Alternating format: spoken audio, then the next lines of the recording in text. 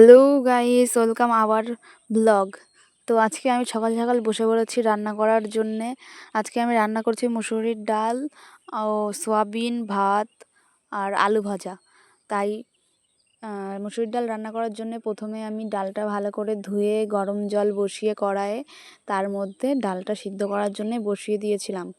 আর ওই পাশটায় আমি ভাত বসিয়ে দিয়েছিলাম। তো আজকে অনেক দিন পর উনুনে রান্না করব, অনেক ইচ্ছাই আমি উনুনে রান্না করতে এসেছি। তো ব্যাকগ্রাউন্ডটা এড়িয়ে যান, কিছু মনে করবেন না বন্ধুরা।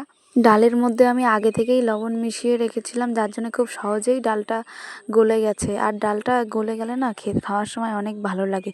আর এটা অনেক সিম্পল একটা রান্না, ডাল, আর খেতে খুব টেস্টি হয়।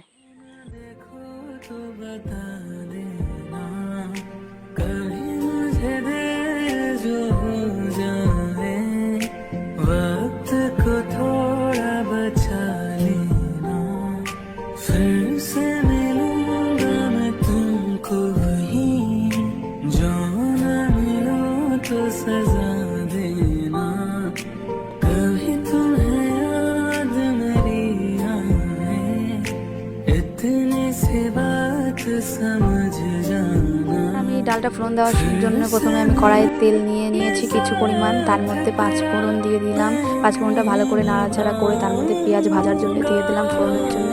আর যখন পেঁয়াজটা ভালো করে ভাজা হবে তারপরে তার মধ্যে ডাল ঢেলে নিতে হবে। আর এই দেখো বন্ধুরা, এর মধ্যে আমার ভাতটাও কমপ্লিট।